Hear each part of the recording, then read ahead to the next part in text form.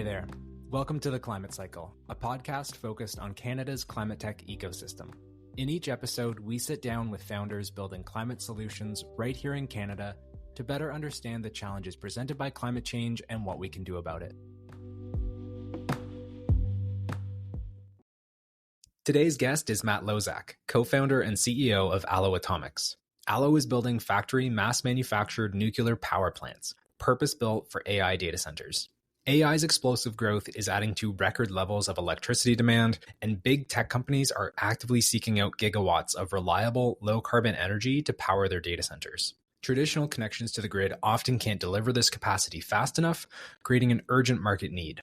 Aalo is seizing this opportunity with their first product, the Aalo Pod, which is a small modular reactor in the 10 to 100 megawatts range that's designed with a unique configuration of 5 reactors and 1 turbine to deliver the constant low-carbon power that data centers need. Matt's journey to nuclear is really interesting. He previously co-founded Humi, a successful HR software company that grew to 150 employees before a successful exit. But Matt's passion for clean energy and background in physics led him to make the leap from software to nuclear energy. In our conversation, we explore why nuclear power is experiencing a resurgence after decades of limited deployment, how nuclear safety has improved with modern reactor designs and fuel types, the advantages of small modular reactors versus traditional large nuclear power plants, why data centers are the perfect first customer, and a whole lot more. Matt, thanks for joining me. Hey, thanks for having me. I'd love to kind of kick off and talk about your background and kind of how you ended up starting Aalo. Yeah, for sure. So I grew up in Ontario, and kind of my first realization about how cool nuclear energy was kind of when I was a teenager. And so I actually used to have breathing problems, asthma. And, at the time, this was in the early 2000s, Ontario was largely coal powered, and we'd already done our nuclear build out, but we hadn't yet phased away coal. And at the time we had something like 62 smog days per year. But then essentially when the decision was made to phase out coal, we went down from 62 to 0 smog days per year, and my asthma went away. So, that was kind of my introduction to nuclear. But, at the time, I didn't necessarily think about kind of getting involved in it. I didn't really, know what I wanted to do with my life. But I found that pretty interesting. I ended up deciding to study engineering and physics in university. So also took some nuclear courses there at Queen's, along with other things that just seemed fascinating to me, like quantum mechanics or relativity. And, still wasn't sure what I wanted to do with that degree after graduating. So I decided might as well use that degree for something. Did acoustical engineering for a year. So kind of sound, vibration control, and architecture. But during that year, that was kind of when I got more of the entrepreneurial itch. So, kind of taught myself to code, Googling how do you build an app, how do you build a website, and quit that job. Didn't have a plan, but ended up doing 10 years of software startups. And so it worked out pretty well. Ended up starting a company called Humi, which is HR payroll and benefits software for Canadian small businesses. We scaled it up to 150 employees and actually recently announced a successful exit. But for me, around the Series B, 6 years after starting it, I kind of got the feeling that I wanted to work on something that really resonated more with me, kind of returning to my physics and engineering roots. So left and was able to sell some shares and essentially embark on this journey to find the ultimate project I wanted to work on for the rest of my life. And nuclear was always kind of on that radar, but I kind of like to say there's 2 types of people in the world: those who love nuclear energy and those who haven't yet looked into it. Right. And so it's the kind of thing where the more you deep dive, the more you're like, oh my God, like this energy source is just incredible. And so I became obsessed with it. This was 3 or 4 years ago now. And around 2 and a bit years ago, started Aalo. So that was the background story. That's incredible. That's a big leap to go from Humi, which is, a success story in Canadian tech for sure, and to kind of make that leap. Do you remember like a moment where, you had that moment of conviction, like it's time to jump? I mean, this is a bit of a personal moment, but it was like, I was often kind of thinking, what do I want to do next? I always knew I wanted to get into something sciencey and combine all the learnings from software and business and so on. But there was one time I was watching a movie called Radioactive, which is about Marie Curie. And honestly, I started tearing up and I was like, this is meaningful. It was one night, after a day of work and like, it felt awesome with Humi to build a large company, learn about, hiring, building a product, structuring teams, etc. But something that always ate away at me was kind of, how meaningful to me the underlying subject matter was. And so, watching that movie was kind of, I guess, like a wedge, which kind of entered my mind or a seed, and it just kind of never really left. And so, I still did my due diligence after leaving Humi. I spent 6 months being like, okay, I feel like I want to do clean tech. I feel like it's nuclear, but I also spoke with people who have, given TED Talks and really cool biotech things or AI and robotics. But for me, and what resonated with my personal background, my interests, my passions, nuclear is just resonated for me. And to me, it's like the ultimate underdog technology, because like it's so incredible and so misunderstood, and it feels inevitable that it's going to play a massive role in civilization in the next 100 years. Right. And the question is just how fast can we pull that inevitable future forward? Like I was saying, it's like the more you learn about it, the deeper you go, the more interesting, sub rabbit holes you discover. And it's just an incredible field. So, yeah, it's interesting hearing that kind of seed plant itself and then grow. And I'm sure a lot of thought goes into making a leap like that. So I'd love to maybe talk about what Aalo does now and kind of how are you approaching this nuclear energy opportunity? Yeah. So at a high level, we are building factory mass manufactured nuclear reactors that are configured in such a way to be purpose built initially for data centers to help power the boom in AI. This is kind of part of a 3-step master plan we have. So, initially we're going after customers that have, a huge amount of urgency for a large amount of demand, like these AI data center hyperscalers. And, they're actually willing to pay a premium, which for clean baseload energy, which lines up nicely with what we're doing because that's exactly what we're offering. And so, that is kind of the initial wedge, which lines up because for a first of a kind reactor technology, it's going to be a bit more expensive, but it's exactly what they're looking for. And so it lines up nicely. Phase 2 is then as, costs come down, as you go from folk to noke, that's like, first of a kind to nth of a kind.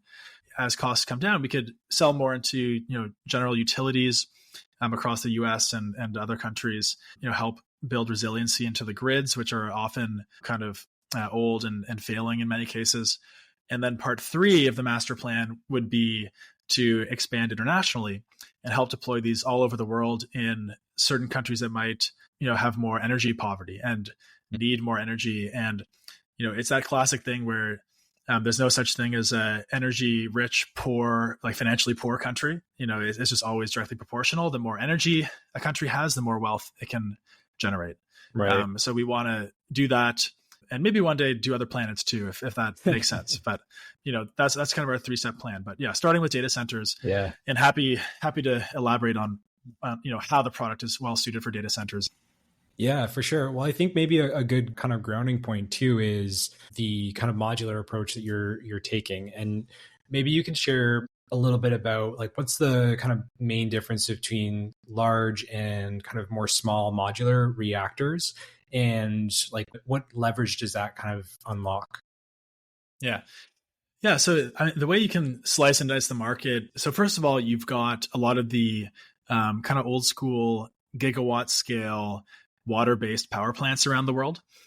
So Canada's CANDUs are, heavy water-based. They're very cool reactors, gigawatt scale. Then in the US and a few other places, you've got the Westinghouse AP1000. These are, normal water cooled, but pressurized, very pressurized kind of as a coolant reactors. They're gigawatt scale.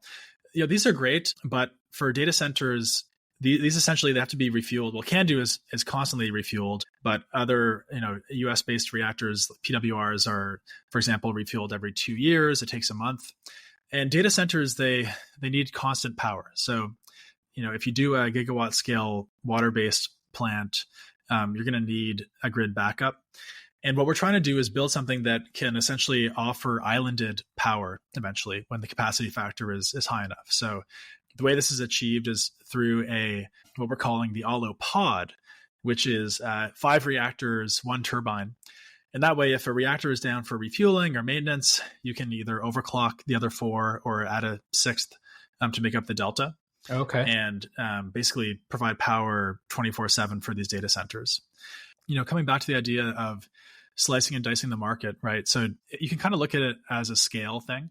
So you've got micro reactors, which are 1 to 5 megawatts. And these are really good for remote diesel locations or maybe military bases. But they use something called HALEU, which is like a higher level of enrichment. And they use a fuel called TRISO most often, which is less energy dense, but it's kind of got other trade-offs there, but it's very expensive.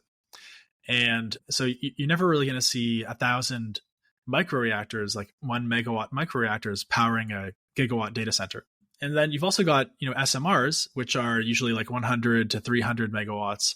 And some of part of the context, like what is 100 megawatts kind of equivalent to, just to kind of like wrap our heads around that?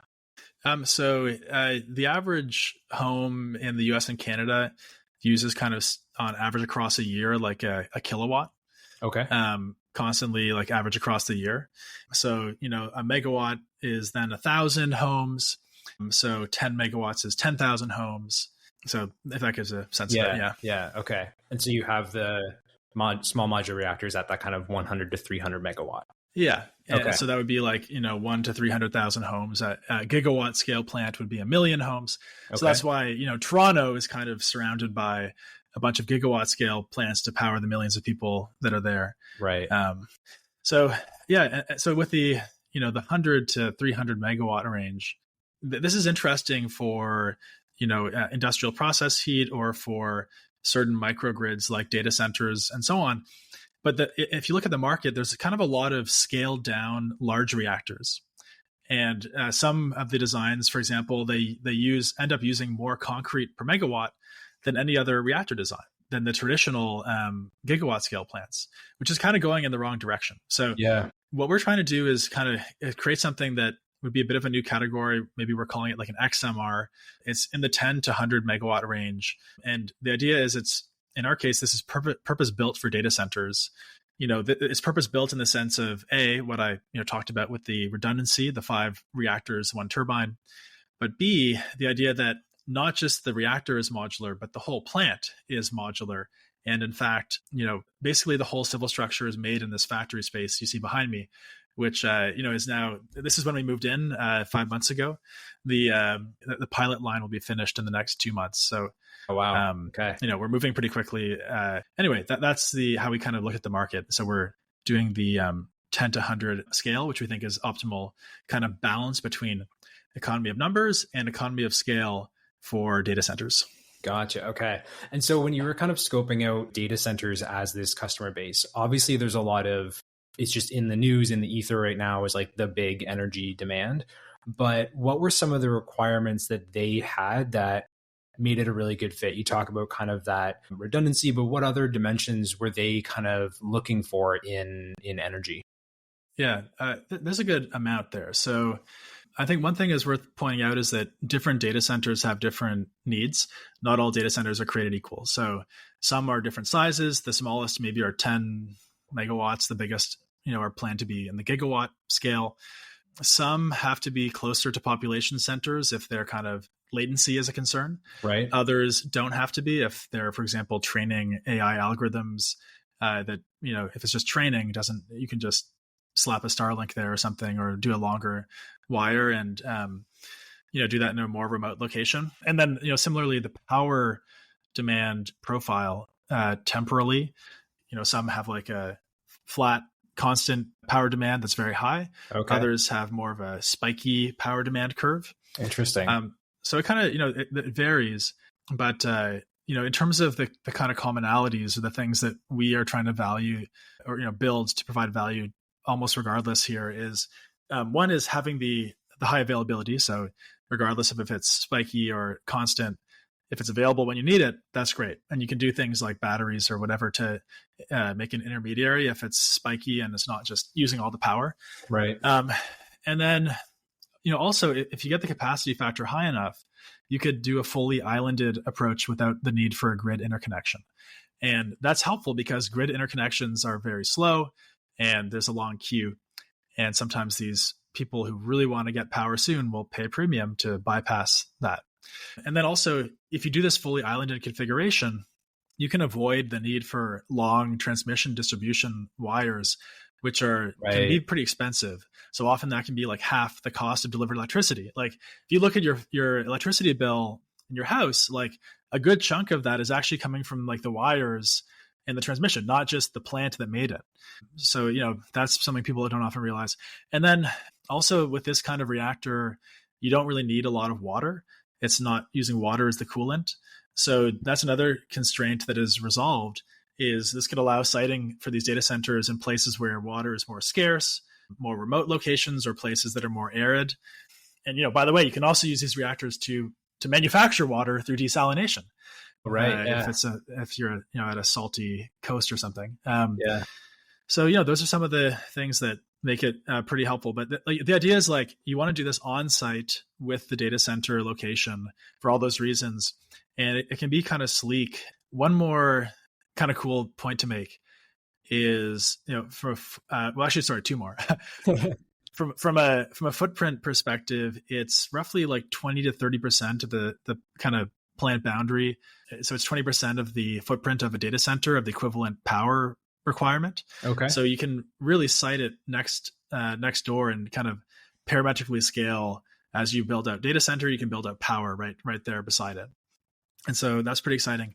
And the last thing is, with some nuclear designs, including what we're doing, you can do what's called a fast spectrum or breeder reactor. And what that unlocks is doing a refueling cycle that lasts 15 to 20 years, which happens to be the average duration of the average PPA, power purchase agreement, for a data center. So one of the rebuttals or concerns of smaller reactors powering data centers is how often you will have to refuel it. And if you don't have to refuel it a single time during the lifetime of the PPA, that becomes a very sexy combination. So anyway, the list goes on, but those are some of the cool headliners. Yeah, very cool. Okay, so you can kind of meet stable or flexible demand. It has a relatively small footprint compared to the size of it. It seems like a lot of advantages that make it perfectly suited for that. Are you also thinking about applications like heavy industry and some of those other, like steelmaking, for example? Like, would that be a match, or are there different considerations there that are different than data centers?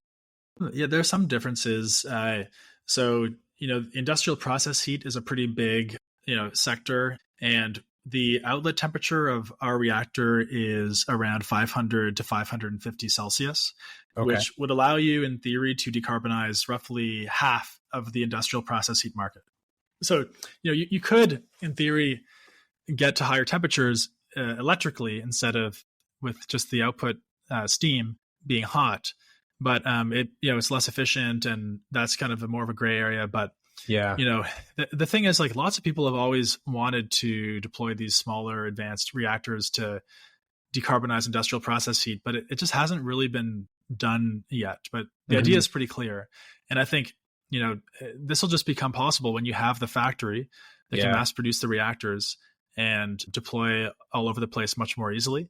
So I think we'll get there. Yeah, some key differences there. That makes sense with the direct steam temperature. If it's not quite at the level it needs to be, you have to convert that into electricity, and there's energy loss and all of that.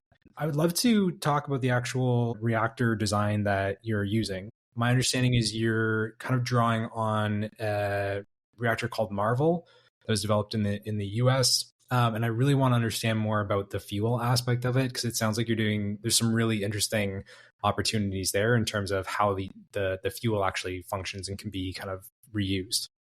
Yeah, for sure. I think maybe let's take a step back first and then zoom in as we go. So we a bunch of our core technical team came out of the Marvel program from Idaho National Lab. And essentially in 2023, this became the first reactor that the US Department of Energy has ever authorized for construction.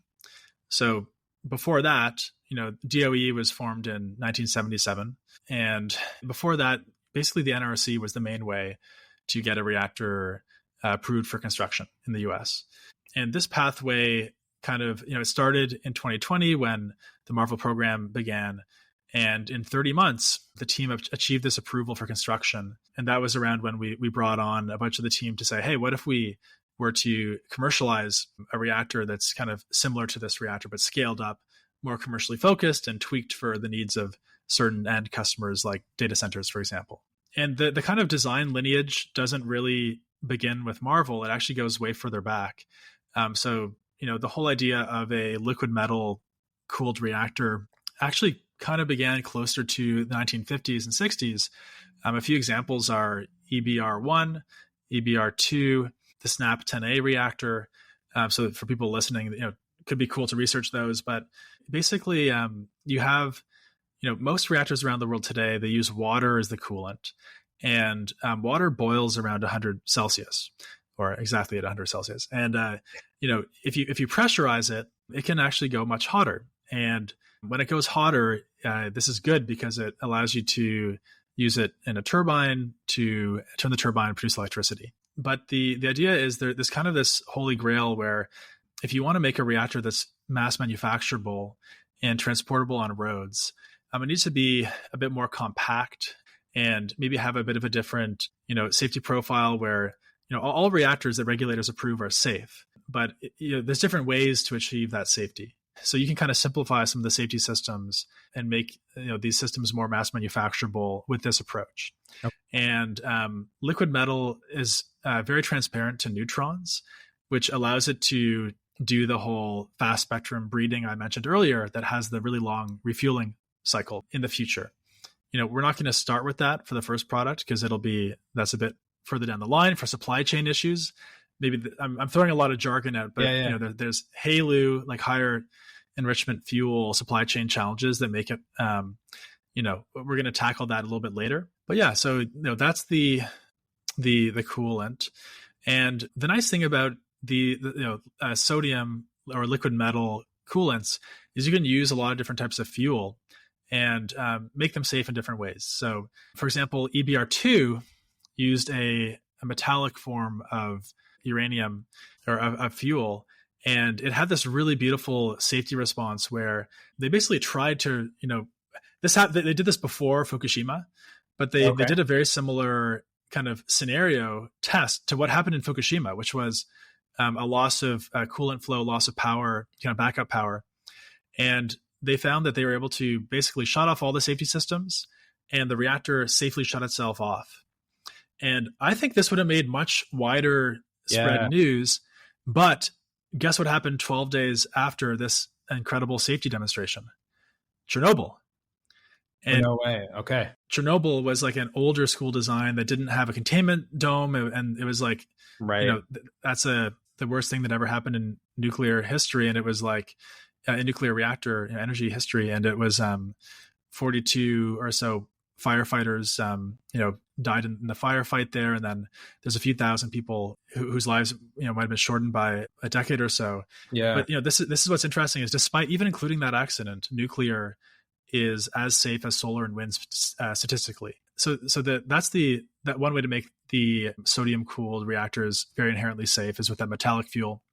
Another way that we've also looked at is using uranium zirconium hydride fuel. And this is a fuel that's often used in university research reactors. So have you ever been to one of these research reactors on a campus before? No, I haven't. It's pretty cool. There's actually around 25 of them around the US. There's a few in Canada, a few more globally. And often students walk by these things without even knowing they're walking right next to a nuclear reactor. And in fact, this fuel is so inherently safe that students are allowed to basically try to make it melt down. No way. Okay. They normally the control rod is this thing that slows the reaction. And when you pull it out, the reaction speeds up. And in a normal reactor, that could be, a challenge if you pull out the control rod that breaks really quickly. But in these research reactors, you can actually not only pull it out quickly, you can pneumatically eject it. And the reactor will pulse from a megawatt to a gigawatt in a millisecond, and then it'll shut itself off because of the inherent physics of the fuel. Oh, okay. So it's pretty cool. Like, the nuclear engineers and scientists have thought of a lot of different ways to make reactors safe. Yeah. This is just, one of many. And so that's a little flavor of some of the different ways this technology can be made safe. And when you do, it's just really powerful. It's a really beautiful technology. Yeah. No, it's interesting that contrast between discovering some of these new cooling and fuel sources, and obviously Chernobyl, which is a huge accident and kind of probably set us on a very different path in terms of how we feel and think about nuclear. So the fuel that you're using right now, in the event of, like, let's say like full power loss or something, that just runs itself out and doesn't have a path to meltdown. Is that kind of my understanding of it, just based on the physics of it? Yeah, I mean, with sodium reactors, there's a few different options there, but yeah, with EBR2, that was the demonstration that they did.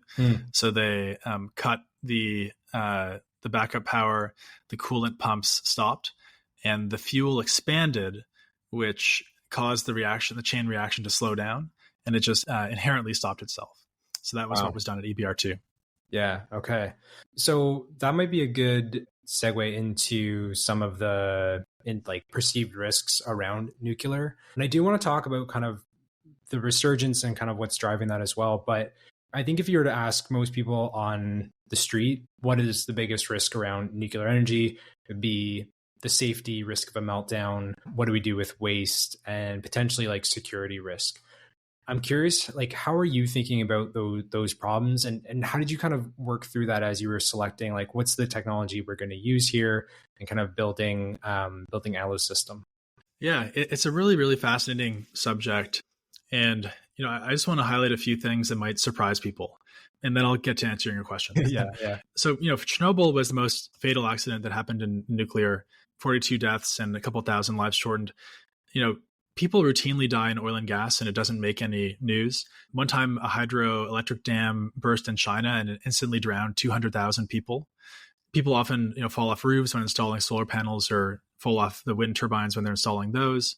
So it's kind of interesting when you look at the stats. Nuclear today is already as safe as solar and wind.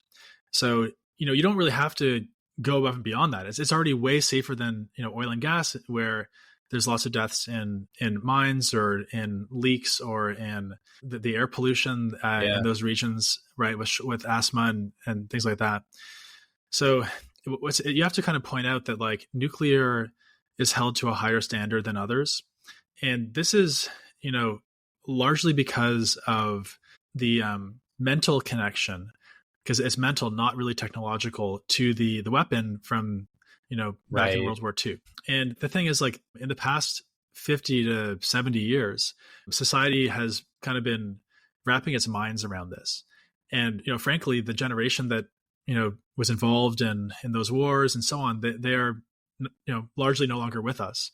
And there's a new generation that kind of is able to look at it in a fresh, unbiased, unemotional way and say, okay, wait a second, like, this energy source is actually pretty incredible. It's clean, it's safe, it's baseload, it uses a very small footprint. Like, a lot of people actually would prefer that to something like taking up a huge amount of beautiful nature land with solar panels, or, scattering wind turbines that, in the land, if they knew how great it was. And, like, fundamentally, the energy source and the weapon are two different things. There's some countries that have the weapon and not the energy source. There's some that have the energy source and not the weapon. There's some that have both, and some that have none. So, if a nation wants the weapon, they'll get it. It's not like the energy source is going to make that easier for them or something. It's already easy if you put a whole nation's effort behind it, they can do it. So you have to look at these things in isolation. It's kind of like they say in Spider-Man, with great power comes great responsibility. Yeah. And humanity, like, as we're pretty young, it's like, I don't know, I think we started farming 20,000 years ago. Like, that's pretty recent, right? And, like, look at the past couple hundred years. Like, the Industrial Revolution, just in the past couple 100 years, that's nothing, right? And then the internet and AI is like the past 20, 30 years, and then the past 5 or 10 years. So things change pretty fast. And I think if you think about humanity on that time scale, picture, how the next 100 years or the next 1,000 years will go. It's inevitable to me. I'm an optimist, but I think, we're going to have to use this technology for good. And I mean, believe me, it can do a lot of good. Yeah. It's like, it's insane. Like, if you, for example, if you dig up 2 million barrels of oil and gas, you can get the same energy by digging up 1 barrel of uranium. Wow. 2 million. So picture 1 barrel of uranium in the back of your car. Yeah. You can fit that in your back seat. Now picture 2 million barrels of oil and gas. That's like a whole, tanker ship or something. So it's just like that amount of potential can do so much good. But we have to, tap into it responsibly and, understand that. So yeah, I think here's a few other things. 1 gigawatt natural gas plant. It is 20 staff and key card access. If you go to a similar 1 gigawatt nuclear plant, it's 400 staff. It's 200 armed guards. It's sniper towers. And so, this is kind of ridiculous. And I think that there's going to be, at some point in the next couple decades, a little bit of a shifting on how nuclear is regulated. To give you a specific example, right now, basically, nuclear is held to a much higher margin than other technologies. And by margin, I don't mean margin towards where it's dangerous for a death. I mean margin where there's even a noticeable impact on health. So to give you an example, the kind of annual limit in the US for any kind of radioactive release. And first of all, I want to highlight there is radiation all around us all the time. Like right now, just background. Where you're sitting, where I'm sitting, we are getting hit by radiation from space, from the Earth. Geothermal energy is half nuclear energy. There's like radioisotope decay happening in the Earth right now that's generating half that heat that is geothermal and is moving the tectonics. So this is already all around us, but the additional limit, according to the regulators today, the EPA, is 10 millirem per year. And if you do the math on this, this is equivalent to around 1% of the level that would have any measurable impact on health. And again, when I say measurable, I mean like maybe it impacts like a slight statistical thing in like by the time you're 70 or 80 years old. And to contrast that, oil and gas is held to a standard of maybe 50 to 70% of the limit of what is measurable. So, the point is like, let's just make it a level playing field. If you make that change, you're not going to make nuclear more dangerous, but you're going to make it more economical. And what will that do? Well, if nuclear is more economical, it'll get deployed more, which will save more lives because you'll displace oil and gas. So this might be counterintuitive, but if you make nuclear, loosen the regulation on nuclear, you'll save more lives. Yeah. So, and we've seen, like, if we look back at nuclear deployment, at least in North America, it seems like, there was a good amount happening in the 60s, 70s, 80s, and then it dramatically kind of tapered off. We talked a little bit about regulation, but I'm curious from your perspective, like, to what degree is this a technology problem, a policy and regulation problem, or more of a social license problem? You mean in terms of why we don't have more nuclear deployed already? Yeah. And why it slowed down? Exactly. Yeah. Yeah.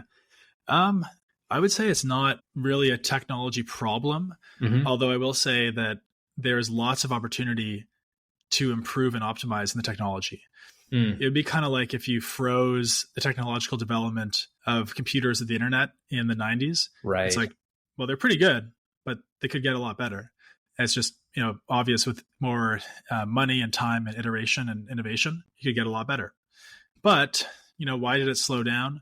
Well, there's, a bunch of things. There was a lot of anti-nuclear movement where people kind of wrongly were trying to throw the baby out with the bathwater when they were trying to abolish all things with the word nuclear in it, with the intention of getting rid of the weapon. And that movement is kind of, was largely misguided. And many of those people have now, publicly gone back and said, hey, this was a mistake. Right. Because nuclear as an energy source actually is just simply better for humanity.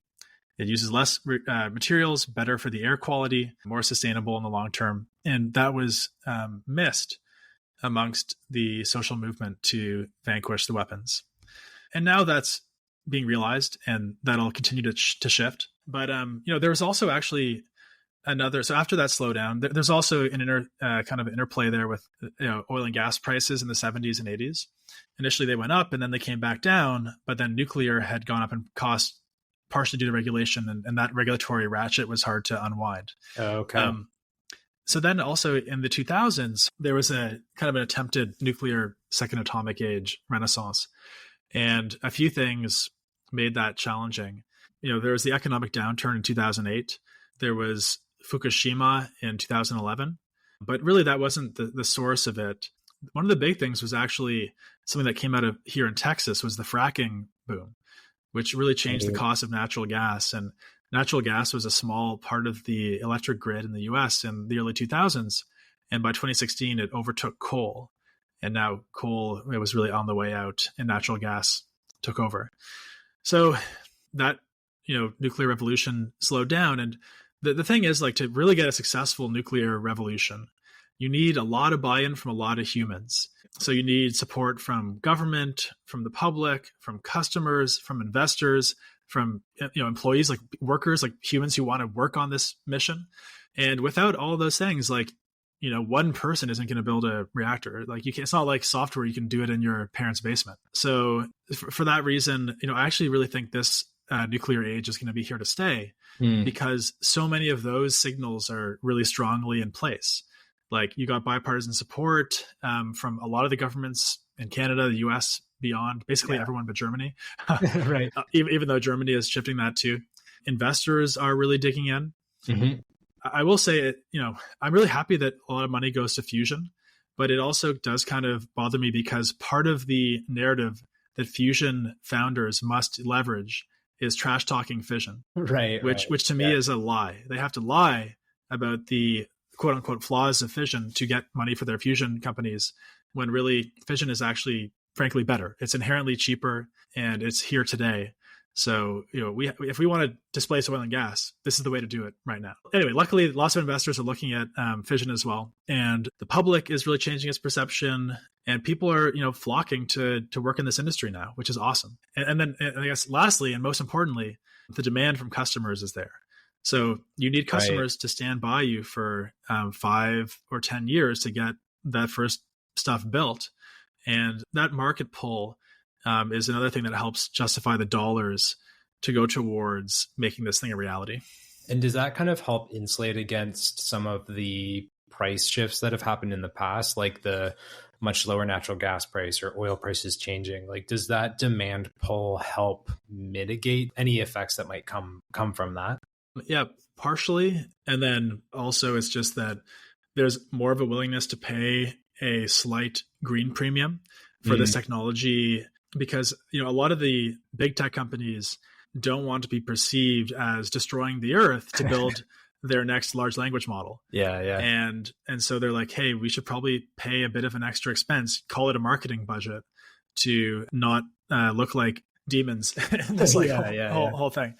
So I think that's a big help initially, but that's often the challenge with new first of a kind technology, green or not, it's going to have a first of a kind premium.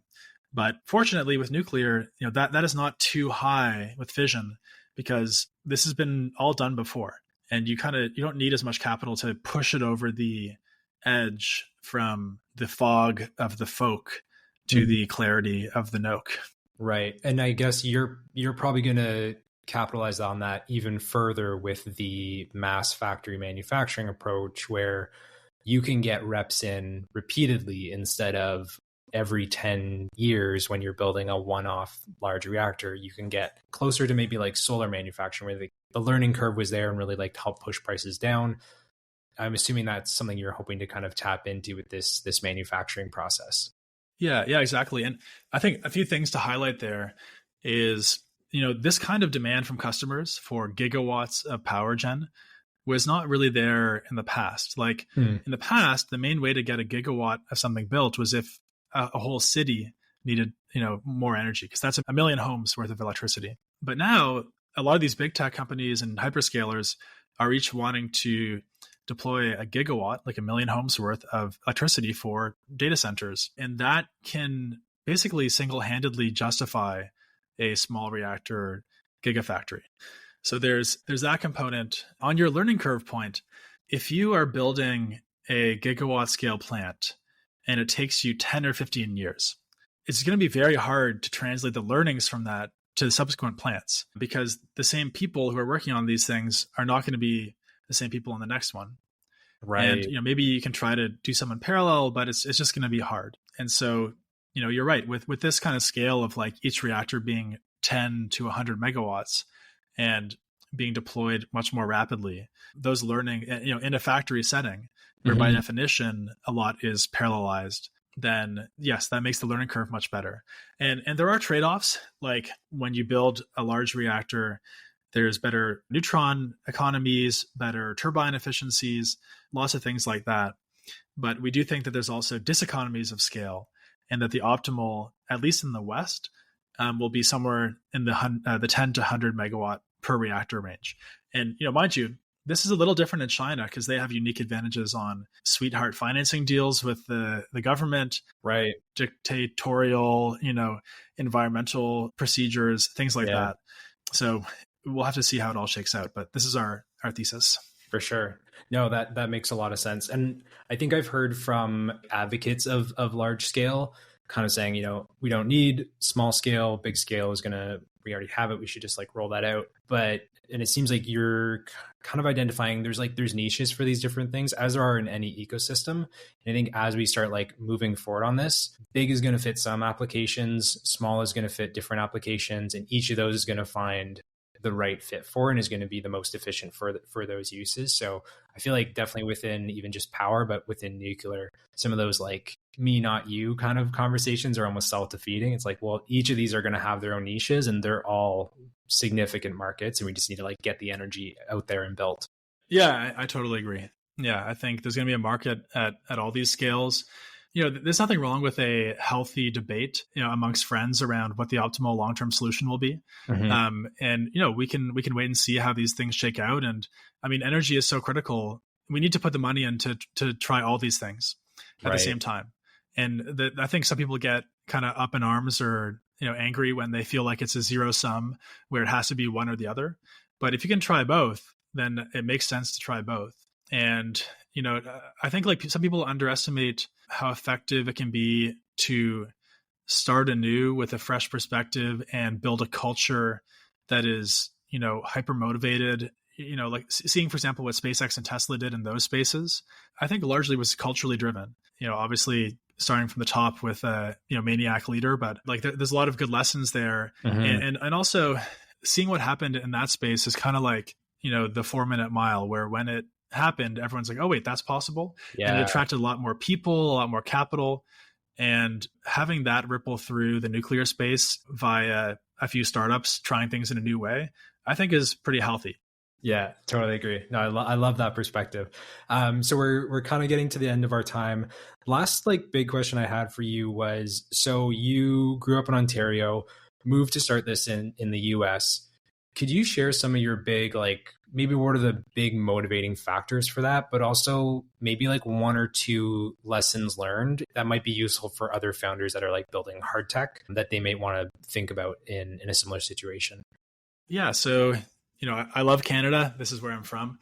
That being said, there were a few things that were kind of challenging and made me feel like I had to get started with Aalo in the US and one day return to deploy reactors in Canada and other international locations.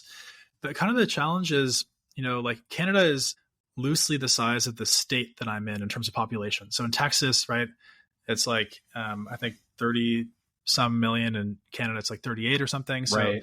Pretty close. And in US, there's a lot of different places to deploy. There's a lot kind of more venture capital.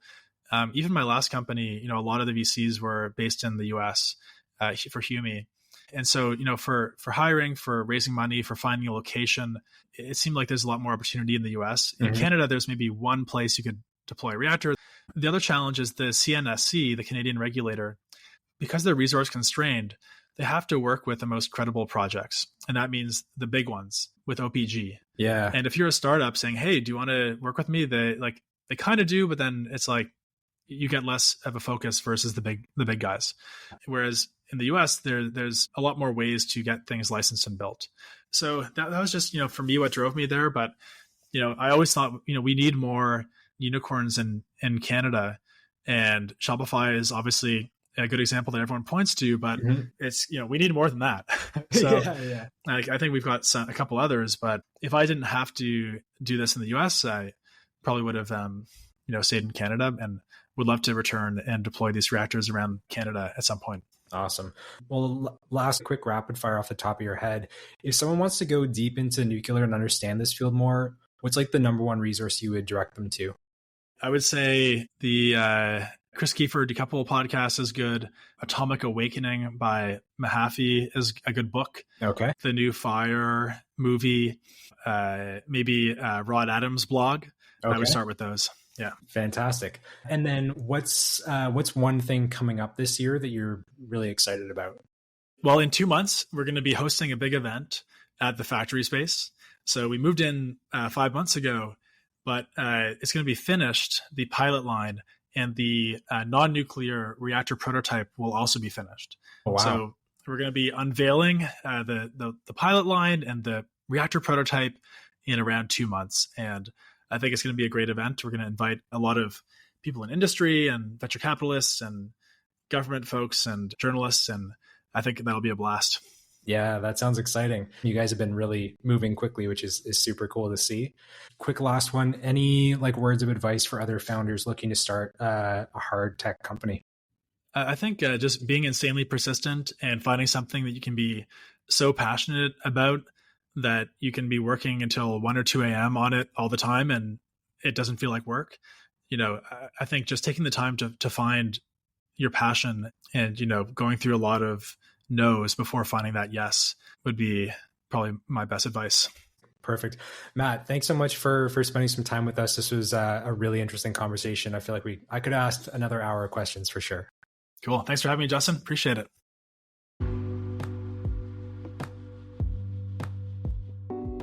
Thanks for joining us. If you enjoyed today's episode, leave a rating and a review on Spotify or Apple Podcasts. It would mean a lot and helps grow the show. To stay in the loop on Canadian climate tech news, recent fundraising, job postings, events, and more, subscribe to the Climate Tech Canada newsletter on our website. Thanks for listening. We'll see you next time.